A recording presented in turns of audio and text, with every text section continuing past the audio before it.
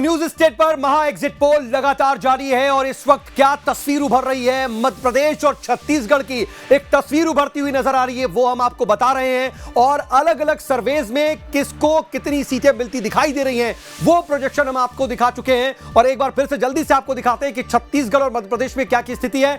छत्तीसगढ़ की स्थिति सबसे पहले आपको दिखाते हैं कि वहां पर अलग अलग सर्वेज में क्या क्या प्रोजेक्शंस हैं। तो ये अलग अलग सर्वेज किसको कितनी सीटें दे रहे हैं आपके सामने है। एक्सिस आज तक आपको दिख रहा होगा कि बीजेपी को 36 से 46 सीटें दे रही है और 40 से 50 सीटें कांग्रेस को और 1 से 5 अन्य के खाते में जा रही हैं। वहीं रिपब्लिक मार्टाइज का जो सर्वे है वो 34 से 42 सीटें बीजेपी को दे रहा है और 44 से 52 सीटें कांग्रेस को और 0 से 2 सीटें अन्य के खाते में। इन दोनों ही सर्वे में कांग्रेस को एज। वहीं एबीपी सी वोटर 36 से 48 सीटें बीजेपी को दे रहा है और 41 से 53 सीटें कांग्रेस को। जन की बात भी 36 से 45 सीटें बीजेपी को और 42 से 53 सीटें कांग्रेस को और जी 36 से 46 सीटें बीजेपी को और 40 से 50 सीटें कांग्रेस को देती हुई नजर आ रही है। ये सभी सर्वेज कहीं ना कहीं छत्तीसगढ़ में एक क्लियर कट इशारा कर रहे हैं कि कांग्रेस को एज है, कांग्रेस यहां पर आसानी से सरकार बना सकती है। हालांकि बीजेपी के लिए हार से शायद संतोष करना पड़े इन एग्जिट पोल को माने, लेकिन उसके हिसाब से यह जरूर है कि पिछली बार से बेहतर प्रदर्शन करती हुई इस वक्त नजर आ रही है बीजेपी।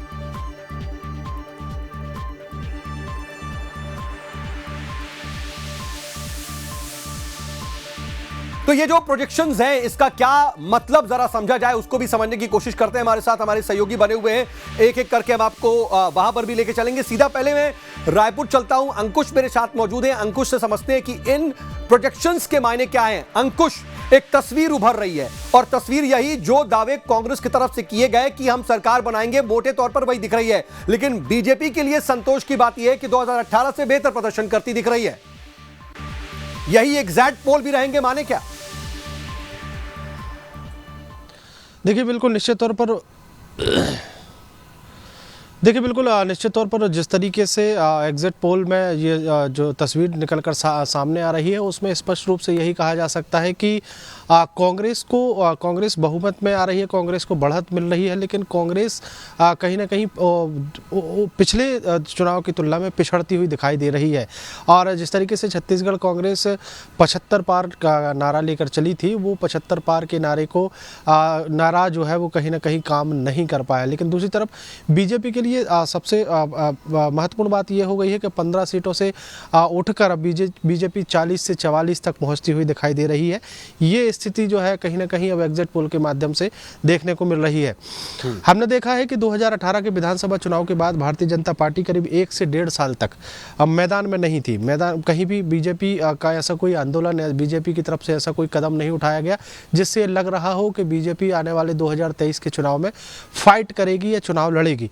लेकिन 2023 के विधानसभा चुनाव के ठीक पहले बीजेपी एकदम से एक्टिव हुई और जिस तरीके से चुनाव लड़ा है बीजेपी ने, वो सबसे महत्वपूर्ण बात रही है माइक्रो मैनेजमेंट। बीजेपी का जो माइक्रो मैनेजमेंट है जिसके लिए बीजेपी जानी जाती है, उसका लाभ कहीं ना कहीं बीजेपी को मिलता हुआ दिखाई दे रहा है। लेकिन एग्जिट पोल में बढ़त कहीं ना कहीं कांग्रेस को है, बहुमत कहीं ना कहीं कांग्रेस को मिलता हुआ दिखाई दे रहा है। लेकिन कुछ एग्जिट पोल या कुछ अलग अलग एग्जिट पोल जो है वो कहीं ना कहीं बीजेपी को 44, 46 से 48 तक ले जाते हुए दिखाई दे रहे हैं। हमारी जब वरिष्ठ पत्रकारों से और जो राजनीति के जानकार हैं और आप जो जनता का मूड समझते हैं, चुनाव की रणनीतियां समझते हैं, उनसे जब हमारी बातचीत हो रही थी तो स्पष्ट रूप से किसको बहुमत मिलेगा ये स्पष्ट कोई कहने को तैयार नहीं था। या यूँ कहा जाए कि बीजेपी को बहुमत मिलेगा या कांग्रेस को बहुमत मिलेगा, ये बात स्पष्ट नहीं हो पा रही थी। लेकिन अब एग्जिट पोल में जिस तरीके से कांग्रेस पार्टी को बढ़त मिलती हुई दिखाई दे रही है, उसमें ओवरऑल अगर पूरे प्रदेश के अलग अलग संभागों की या अलग अलग क्षेत्रों की अगर हम बात करें तो 2 सबसे महत्वपूर्ण संभाग हैं छत्तीसगढ़ में। एक बस्तर संभाग जहां से 12 विधानसभा सीटें आती हैं और दूसरा सरगुजा संभाग जहां से 14 जो विधानसभा सीटें हैं वो आती हैं। बस्तर संभाग सबसे महत्वपूर्ण कहा जाता है कि जो बस्तर संभाग जीत गया वो सत्ता में काबिज होने में सफल हो जाता है। सरगुजा संभाग के लिए भी कुछ इसी तरीके की बातें की जाती हैं। 2018 में सरगुजा संभाग से 14 की 14 विधानसभा सीटें जो है वो कहीं ना कहीं कांग्रेस को मिली थी और उसका सीधा लाभ ये हुआ था कि कांग्रेस पार्टी 15 सालों तक विपक्ष में रहने के बाद एकदम से 68 सीटों पर बहुमत में आई। वैसे ही कुछ स्थिति बस्तर संभाग में रही। बाकी 64 जो सीटें हैं, जो बस्तर सरगुजा के अलावा जो 64 सीटें हैं, उसमें भी ज़्यादातर सीटें जो है वो कहीं ना कहीं कांग्रेस को मिलती हुई दिखाई दी थी।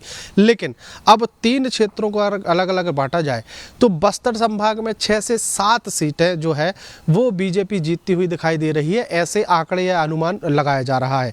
6 से 7 मतलब 12 में से 6 से 7 अगर बीजेपी जीत रही है तो स्वाभाविक तौर पर बीजेपी ने बहुत बड़ी वहाँ पर फाइट की है और बहुत कांटे की टक्कर वहाँ पर रही है।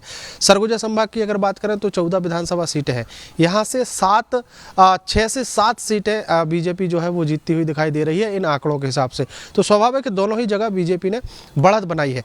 इन दोनों जगह बस्तर और सरगुजा में अगर बीजेपी ने कांग्रेस को कड़ी टक्कर दी है तो बाकी की बची जो मैदानी इलाके की जो सीटें हैं विधानसभा, उसमें कहीं ना कहीं बीजेपी ने कांग्रेस पार्टी को कड़ी टक्कर दी है और यही कारण है कि बीजेपी आज बराबरी पर आकर खड़ी हो गई। हालांकि सरकार कांग्रेस बना रही है। अब कांग्रेस सरकार बनाने के बाद आप जब नतीजे आएंगे 3 दिसंबर को, उस दौरान और बाकी चीज़ें स्पष्ट हो जाएंगी कि क्योंकि अगर 2 से 4 सीटों का अंतर रहा तो स्वाभाविक है छत्तीसगढ़ में सरकार चला पाना कांग्रेस के लिए थोड़ा सा मुश्किल होगा, जिस तरीके से हमने पुराने उदाहरण देखे हैं।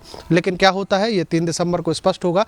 और जो वर्तमान में जो परिस्थितियां हैं, वर्तमान में जो एग्जिट पोल के जो आंकड़े बता रहे हैं उससे कांग्रेस को कहीं ना कहीं बढ़त मिली है, लेकिन 2018 की तुलना में 2023 में बड़ा नुकसान कांग्रेस को देखने को मिल रहा है। लेकिन अंकुश, इन सब में एक बात ये भी है ना कि आखिर इस वक्त जो प्रोजेक्शंस आ रहे हैं, क्या ये कांग्रेस की पेशानी पर बल लाने वाले हैं? क्या कांग्रेस को कहीं ना कहीं चिंतित करने वाले हैं? बीजेपी तो ठीक है, पिछले बार के प्रदर्शन से ऊपर आ रही है और अगर वो सरकार बनाने की स्थिति में नहीं भी है तो अगर उसके आसपास भी होती है तो फिर आगे वो फाइट करेगी। क्या ये जो है अभी प्रोजेक्शंस कांग्रेस में अंदर खाने, इस पर विचार विमर्श होना शुरू हो गया होगा?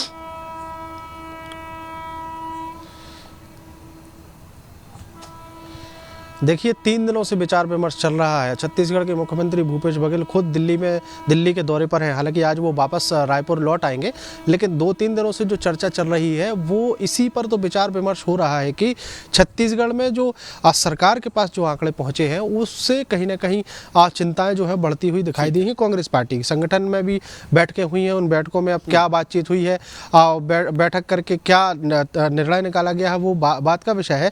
लेकिन जिस तरीके से अब खबरें आ रही हैं छत्तीसगढ़ में कि रिसोर्ट बुक कर लिए गए हैं, चार्टर्ड प्लेन एक बुक किया गया है, तो ये जो जानकारियां निकल के आती हैं ये अपने आप में बताती हैं कि कहीं ना कहीं परेशानी तो है, क्योंकि 75 पार का नारा लेकर आप चल रहे थे, लेकिन अब एग्जिट पोल बता रहे हैं कि आप 50-55 के आसपास रहेंगे या उससे कम का। बहुत सारे एग्जिट पोल तो ये भी बताते हैं कि शुरुआत जो है वो 40 से हो रही है और जो 50 तक ही पहुंच पा रही है। मतलब 45 सीटों का बहुमत है, 45 सीटें एक पार्टी को चाहिए। कांग्रेस पार्टी अगर 45 की 45 सीटें भी ले आती है तो भी कहीं ना कहीं परेशानी का विषय रहेगा, क्योंकि बीजेपी जोड़ तोड़ में माहिर है, बीजेपी के नेता जोड़ तोड़ में माहिर है।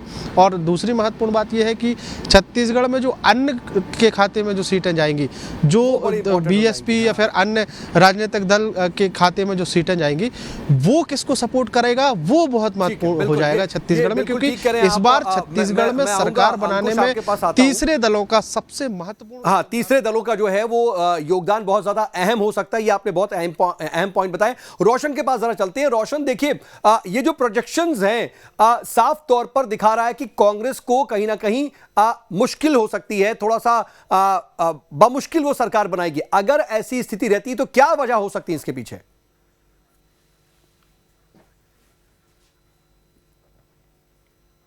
चलिए शायद रोशन तक आवाज नहीं पहुंच पा रही है। दुर्गेश, अगर हम छत्तीसगढ़ की बात करें तो यह स्थिति, लेकिन मध्य प्रदेश में भी यह बात कही जा रही थी कांग्रेस की तरफ से 150 पार, 170 पार, लेकिन अब जो स्थिति दिख रही है, बहुत से सर्वेस तो ऐसे हैं जहां पर सीधे सीधे बीजेपी को एज है, कांग्रेस को दिक्कतें का सामना करना पड़ रहा है। देखिए, जिस तरह की मध्य प्रदेश की राजनीतिक गलियारों में चर्चाएं चल रही थी कि इस बार जो सरकार बनाने वाली है जो पार्टी, वो बाउंड्री पर रहेगी, और वही स्थिति एग्जिट पोल में भी नजर आ रही है। जो हमारे सामने जो आंकड़े निकल कर आए हैं अब तक, वो एग्जिट पोल भी क्लियर कट किसी को भी बहुमत नहीं दे रहे हैं। कुछ जो है वो कांग्रेस की सीटें ज्यादा बता रहे हैं तो कुछ बीजेपी की सीटें ज्यादा बता रहे हैं। तो निश्चित तौर पर ये जो बना हुआ है, ये संतुलन नहीं बन पा रहा है किसी भी तरह की। तो ये जो वोटर इस बार साइलेंट रहा, इस बार मतदाता जो है बिल्कुल चुपचाप रहा, और जो गति से मतदान प्रतिशत बढ़ा है शहरी विधानसभा क्षेत्रों के साथ साथ ग्रामीण विधानसभा क्षेत्रों में भी तेजी से मतदान बढ़ा, महिलाओं की संख्या बहुत ज्यादा आई। लेकिन इस तरीके की चर्चाएं मध्य प्रदेश में हो रही थी कि क्या लाडली बहना का ये असर है, क्या नारी सम्मान योजना का वादा का असर है, क्या फिर ये ओपीएस की बात चल रही है, या फिर कांग्रेस के बाकी वादों की बात चल रही है। तो ये तमाम चीजें कहीं ना कहीं यहाँ पे नदारद नजर आ रही है कि कोई भी अपनी बातों पर, अपनी योजनाओं पर या अपने वादों पर इस एग्जिट पोल के मुताबिक खरा नहीं उतर रहा है, क्योंकि दोनों ही राजनीतिक दलों को पूर्ण बहुमत की स्थिति में नजर नहीं आ रही है। जैसा कि एग्जिट पोल के हिसाब से हम देखें तो कुछ का जो है 130 सीटें बीजेपी को दे रही है, तो कुछ 125 सीटें तक कांग्रेस को दे रही है। तो ऐसे में स्थिति तीसरे दल की जो हम बात कर रहे थे अभी छत्तीसगढ़ के सिलसिले में, कुछ वही स्थिति मध्य प्रदेश में बनी है, क्योंकि इस बार बहुजन समाज पार्टी ने पूरी ताकत लगाई है मध्य प्रदेश की सीटों पर। जो सुप्रीमो है मायावती, वो लगातार उन्होंने दौरे किए हैं, मध्य प्रदेश में सभाएं की हैं। अखिलेश यादव जो है लगातार मध्य प्रदेश की, मैं जब जनसंपर्क चल रहा था चुनाव का, तब सबसे ज्यादा चर्चाओं में अखिलेश यादव रहे, क्योंकि इंडिया गठबंधन की जो बात मध्य प्रदेश में चल रही थी, तो ये कहा भी जा रहा था दुर्गेश की जो तीसरे दल हैं, अगर जो बात आई थी और अमित शाह जब पहुंचे थे वहां पर तमाम उन लोगों ने उन्होंने बातचीत की थी, तो यही कहा था कि आम आदमी पार्टी हो, बीएसपी हो या फिर सपा हो, इनको वोट मिल रहा हो तो उसको जाने दीजिए, क्योंकि वो कांग्रेस के ही वोट काटेंगे। और क्या ऐसी स्थिति बनी? अतुल हमारे साथ हैं। अतुल, अब ये दिख रहा है कि 2018 में जैसे फंस गया था मामला, एकदम कांटे की फाइट थी, इस बार भी एग्जिट पोल तो कम से कम वही इशारा कर रहे हैं। तमाम दावे 150 पार 170 पार के किए गए दोनों ही दलों की तरफ से, उन दावों के आसपास तो कोई भी आंकड़ा दिखाई नहीं दे रहा। देखिए बिल्कुल इस बार का जो चुनाव है वो बाकी दूसरे चुनाव से काफ़ी अलग रहा। देखिए हमने हमेशा चुनाव में देखा कि एक लहर चलती है और लहर में एक पार्टी की तरफ पूरे मतदाताओं की स्थिति बनती है, लेकिन इस बार मध्य प्रदेश के अंदर वो लहर जो शब्द कहा गया वो बिल्कुल भी दिखाई नहीं दी।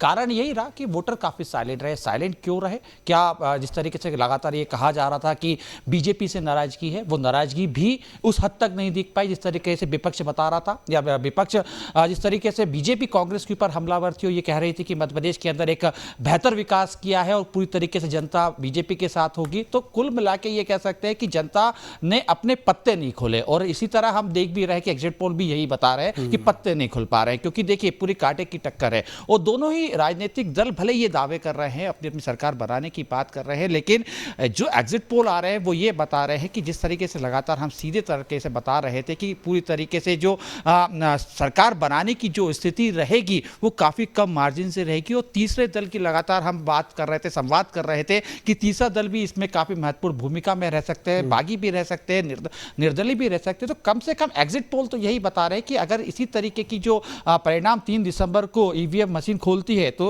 इन लोगों का साथ जरूर राजनीतिक दलों को चाहिए पड़ेगा। हालांकि देखिए अगर मैं भोपाल संभाग का ही देखूं तो 2018 की अगर स्थिति हम देखें तो उसमें कहीं ना कहीं बीजेपी को काफी बढ़त थी। लगभग जो भोपाल संभाग है उसके अंदर 5 जिले आते हैं, लगभग 25 उसके अंदर विधानसभाएं हैं। अगर 2018 का मैं रिजल्ट आपका पन्ने पलटाता हूं तो लगभग 18 सीटें जो है 17 सीटें बीजेपी के पास थी और बाकी कांग्रेस के पास थी, यानी 7 के लगभग कांग्रेस के पास सीट थी। उससे 13 को देखता हूं तो 13 में भी ये कहीं ना कहीं बीजेपी के पक्ष में संभाग जाता है। कुल मिला के यानी इस बात को अगर हम समझे तो भोपाल संभाग बीजेपी के लिए एक शुभांकर रहा है, कहीं ना कहीं ज्यादा सीटें बीजेपी के पक्ष में मिलती आ रही हैं। लेकिन इस बार की अगर हम बात करें तो देखिए काफी स्थिति बदली है भोपाल से। अगर हम देखें तो देखिए भोपाल में नहीं मैं अगर ओवरऑल भोपाल से अलग अतुल एक चीज समझना चाहूं आपसे कि कांग्रेस जो है वो लगातार एक लहर की बात करी थी जिसका आपने जिक्र किया, लहर काम नहीं कर रही है, कहां पर डेंट पड़ा ये मैं समझना चाह रहा हूं आपसे। आपको क्या लगता है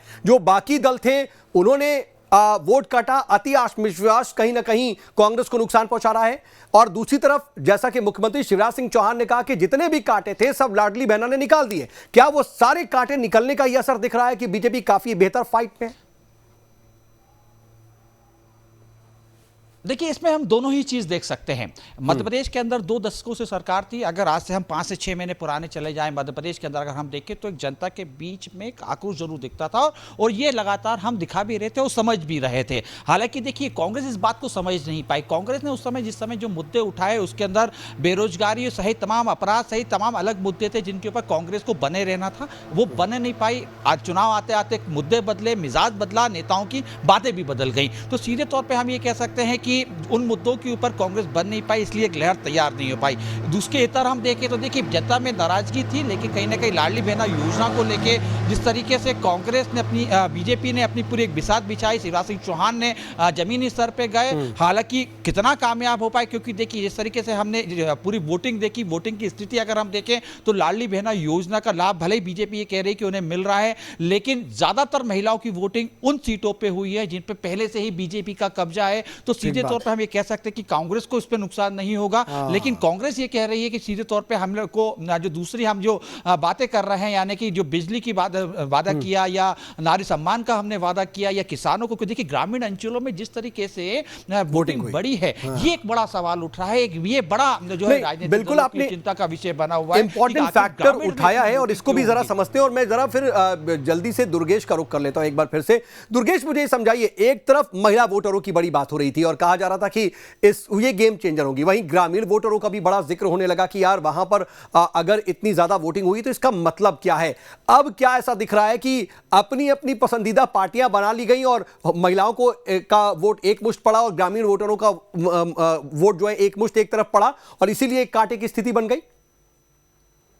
बात बिल्कुल सही कही आपने। देखिए जो हमारा मतदान के दिन आकलन था, ये बात कहीं ना कहीं निकलकर सामने आई थी कि ग्रामीण विधानसभा क्षेत्रों में लोगों ने पार्टी पर वोट दिया है, लेकिन शहरी विधानसभा क्षेत्रों की बात करें तो पूरा जो चुनाव है वो व्यक्तिगत चुनाव बनकर रह गया। लोगों ने चेहरे पर ज्यादा फोकस किया। जो 7-7 सांसद मैदान पर बीजेपी ने उतारे और उन सीटों पर उतारे जो सीटें कांग्रेस की मजबूत थी, तो ऐसे में वो जो चेहरे थे, क्योंकि उन चेहरों को लेकर 30 साल से वो सांसद थे, तो कहीं ना कहीं उनके खिलाफ एक एंटी इनकम्बेंसी थी, या वो बड़े चेहरे थे तो उनका एक असर विधानसभा सीटों पर दिखाई दिया।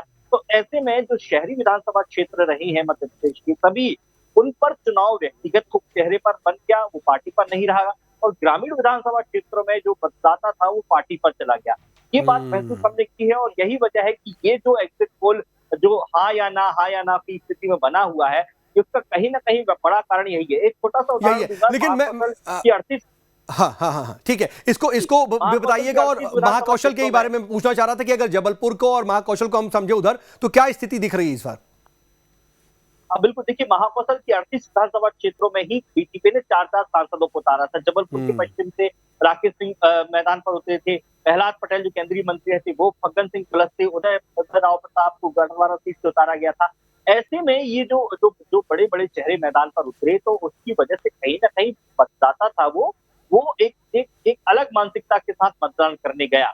और यही वजह है कि ये जो जिस तरह की स्थिति बन रही है, जैसे हम अब मध्य प्रदेश की बात करें तो प्रहलाद पटेल एक बड़ा चेहरा था, वो तो वही एकमात्र ऐसे चेहरे हमें नजर आए मध्य प्रदेश में जो अपनी विधानसभा सीट को छोड़कर बाकी पूरे मध्य प्रदेश में प्रचार करते नजर आए। लेकिन बाकी जो प्रत्याशी, चाहे वो फग्गन सिंह कुलस्ते हुए, चाहे वो उदय राव प्रताप हुए, चाहे वो राकेश हुए, चाहे वो रीति पाठक हुई, हम दिल्ली की तरफ चले जाए, गणेश सिंह हुए, ये आपको बाकी जगह कहीं और नहीं दिखाई। ये अपनी ही विधानसभा सीटों में फंसकर रह गए, या उनका एकमात्र लक्ष्य था कि वो अपनी सीट जीते और वहां पर कोशिश की गई। मैं रोक रहा हूं दुर्गेश को कि जरा जल्दी से मैं विनोद के पास भी एक बार फिर से चलूंगा। विनोद, देखिए ग्वालियर चंबल पर बहुत ज्यादा फोकस है, उसकी नजरें भी उस पर बहुत ज्यादा है सबकी, क्योंकि पिछली बार देखिए कांग्रेस को यहां से बढ़त जो मिली थी, बीजेपी को जहां यहां पर डेंट लगा था, उसके बाद अब ये था कि बीजेपी पूरा फोकस कर रही थी। अभी जो एग्जिट पोल के नतीजे नजर आ रहे हैं, जो रुझान दिखाई दे रहे हैं, आंकड़े ग्वालियर चंबल के हिसाब से क्या गवाही दे रहे हैं? बात करें तो हमें इस पूरे एग्जिट पोल के बीच में एक और बात की चर्चा करना चाहिए, जो चर्चा अभी तक हमने नहीं की है। जिस तरह से भारतीय जनता पार्टी और कांग्रेस के बीच कड़ा मुकाबला देखने को मिल रहा है, इसमें एक सबसे महत्वपूर्ण वोटर है जो बिल्कुल साइलेंट रहता है और जो नहीं बताता, और वो वोट है मध्य प्रदेश के शासकीय कर्मचारियों का। लगभग 3.5 लाख वोटर है, और 3.5 लाख वोटर में से कोई भी शासकीय कर्मचारी बोलने के लिए तैयार नहीं होता। और हम ये मान के चलते हैं कि एक परिवार में तकरीबन 3 से 4 सदस्य भी होते हैं, तो ये 3.5 लाख वोटरों का संख्या बढ़कर लगभग 12 से 15 लाख के करीब हो जाती है। और इन 12 से 15 लाख वोटरों को अगर हम 230 सीटों में डिवाइड करते हैं, तो लगभग 5,000 से लेकर 7,000 वोट हर विधानसभा में होता है, जिसका मिजाज अभी पता नहीं है कि वो क्यों नहीं बोला है।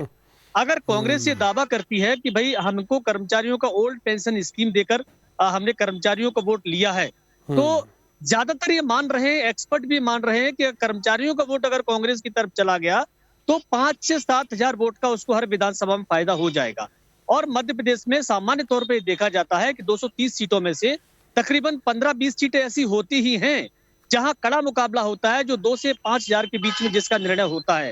तो ये काफी फैक्टर एक ऐसा है जो कांग्रेस के पक्ष में जा सकता है, जिसका इंतजार हमें परिणामों तक करना होगा। जहां तक ग्वालियर चंबल अंचल की बात है, तो अभी तक जो एग्जिट पोल में जितने भी आकलन हमारे सामने आया है, उसमें भारतीय जनता पार्टी को 12 और कांग्रेस को 16 सीटें लगभग मिलती दिख रही हैं। लेकिन इस बीच में हम बात करें जो कड़े मुकाबले वाली सीटें हैं, वो 6 सीटें हैं। 2 सीटें भिंड की, 2 सीटें ग्वालियर की, 1 मुरैना और 1 दतिया की। ये सीटें अगर 6 सीटों में से 3-3 भी चली जाती हैं, तो भी भारतीय जनता पार्टी पहले से बड़ी पार्टी हो रही है, लेकिन कांग्रेस से कम सीटें उसकी आ रही हैं। हालांकि कांग्रेस का थोड़ा सा नुकसान होता हुआ जरूर दिखाई दे रहा है। 2018 के विधानसभा चुनाव में कांग्रेस को 27 सीटें मिली थी इस अंचल में, और अब कांग्रेस लगभग 16 सीटों तक मिलता दिख रहा है। अगर 3 सीटें कड़े मुकाबले वाली भी जीत जाती है तो कांग्रेस 119 तक पहुंच जाएगी, जो ज्यादा कम भी नहीं है और 27 से ज्यादा भी नहीं है। तो जो मिजाज है लोगों का, वो कहीं ना कहीं देखिए अभी साइलेंट वोटर पर टिका हुआ है। ये एग्जिट पोल हम लोगों के देखिए लोगों से बातचीत के जरिए, एक आकलन के जरिए, समीकरणों का जोड़ गुणा भाग करके हम लोग निकालते हैं, और सही फैसला जब 3 तारीख को आएगा तो बहुत महत्वपूर्ण है कि हर विधानसभा का देखिए। और आपने जो साइलेंट वोटर का जिक्र कर दिया है विनोद, वो बहुत बड़ा फैक्टर साबित हो सकता है। और यहां पर देखिए, जब 121 वोटों से जीत हार का फैसला हो जाता है तो 4 से 5 हजार वोट अगर किसी को मिल जाए तो क्या स्थिति हो सकती है, अंदाजा लगाया जा सकता है। यानी कि 3 तारीख का इंतजार करने के लिए आपने कहीं ना कहीं एक मौका दे दिया कि अभी आप थोड़ा सा रुकिए और फाइनल कम से कम अभी किसी नतीजे पर मत पहुंचे। लेकिन जरा जल्दी से हम छत्तीसगढ़ का रुख कर लेते हैं। अंकुश बने हुए हैं। अंकुश, देखिए आपने सरगुजा और बस्तर की बात तो कर ली, लेकिन अंबिकापुर, रायपुर या दुर्ग संभाग की बात कर लें तो यहां पर क्या स्थिति बनती दिख रही है? कांग्रेस को सबसे ज्यादा नुकसान कहां और सबसे ज्यादा बीजेपी को फायदा किस मुद्दे पर हुआ, यह भी बताइए आपके हिसाब से।